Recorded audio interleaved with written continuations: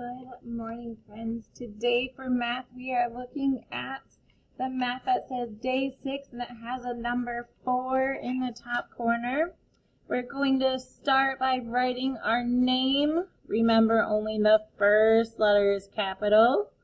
All the rest are lowercase. Today we are practicing drawing the number 4, so we're going to start at the star, go little line down, little line over, then we pick up our pencil and put it back up at the top line, big line down. One more time.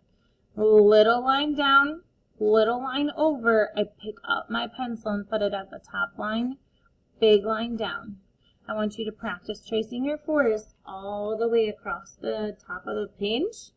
And then at the bottom, you're going to draw a line to the same number of crayons. So how many crayons are in this box? There's 2 crayons. So looking over here, we need to find the box that has 2 crayons. Is it this one? No. What about this one? No, it's not this one. Is it this one? We're getting closer.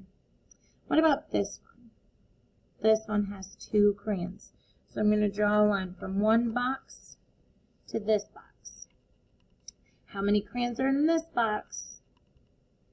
There's 3. Find the box over here that has 3 crayons and then draw the number in it.